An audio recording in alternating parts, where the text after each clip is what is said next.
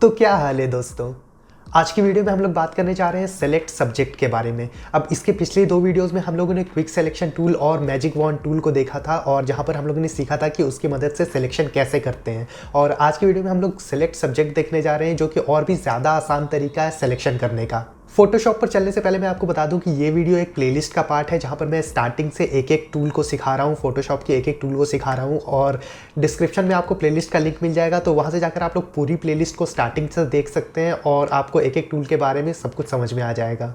तो चलते हैं फोटोशॉप की तरफ और देखते हैं कि सेलेक्ट सब्जेक्ट को कैसे यूज़ करते हैं। और यहाँ पर आ गए हैं हम लोग अपने फोटोशॉप पर, और पिछली वीडियो में हमने जो इमेज यूज़ किया था उसी इमेज को मैं फिर से ओपन कर लेता हूँ।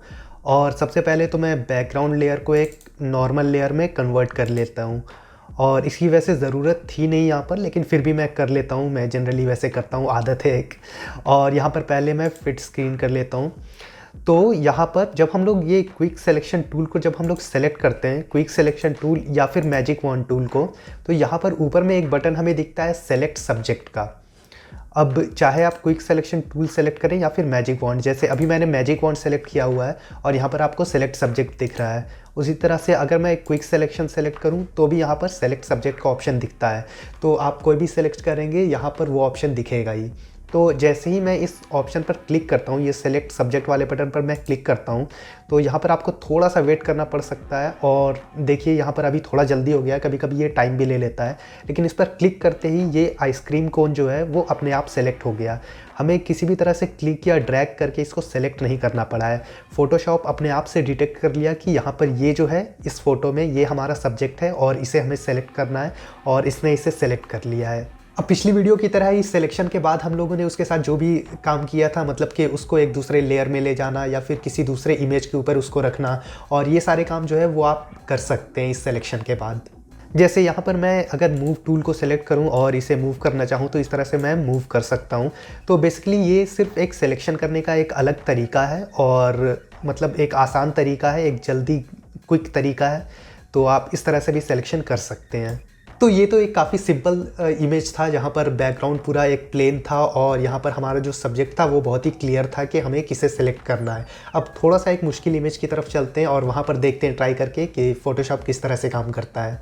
तो यहाँ पर मैंने अपना ही एक इमेज ओपन कर लिया है और यहाँ पर मैं इस फ़ोटो के साथ सिलेक्शन करके देखना चाहता हूँ कि यहाँ पर कैसे सिलेक्शन कर रहा है। तो यहाँ पर मैंने क्विक सिलेक्शन टूल को सेलेक्ट कर लिया है और यहाँ पर सेलेक्ट सब्जेक्ट पर मैं क्लिक करूँगा। अब यहाँ पर आप देखेंगे कि थोड़ा टाइम लेगा, जबकि पिछली इमेज में टाइम नहीं लिया था। अभी भी ये एक तरह से देखा जाए तो काफ़ी जल्दी हो गया है, लेकिन यहाँ पर आप देखेंगे कि सिलेक्शन बहुत अच्छे से नहीं हुआ है। जैसे यहाँ पर स्वेटर का बाउंड्री सिर्फ यहाँ तक है, लेकिन इसने यहाँ तक सेलेक्ट कर लिया है, और यहाँ पर भी थोड़ा आगे पीछे है सिलेक्शन। जैसे स्वेटर का बाउंड्री यहाँ तक है, लेकिन इसने ये भी सिलेक्ट कर लिया है। और अगर आप ऊपर में देखेंगे, बाय द वे मैं जो जूम कर रहा हूँ वो यहाँ पर आपको जूम टूल मिल जाएगा, तो इसको सेलेक्ट करके आप जूम इन या जूम आउट कर सकते हैं, या फिर आप कीबोर्ड पर Z प्रेस करके भी इस टूल को सेलेक्ट कर सकते हैं। और जूम आउट करने के लिए ऑल्ट प्रेस करके मैं क्लिक करूँगा तो ये जूम आउट होता जाएगा।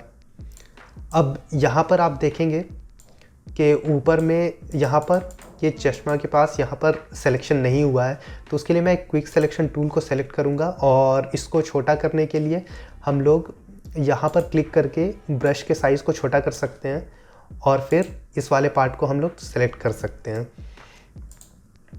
अभी ये ज़्यादा जैसे यहाँ तक सेलेक्ट हो गया, तो हमें अगर इस सिलेक्शन को हटाना है तो मैं ऑल्ट प्रेस करूँगा, और जब मैं इस तरह से क्लिक करूँगा तो ये सिलेक्शन जो है वो माइनस होता चला जाएगा।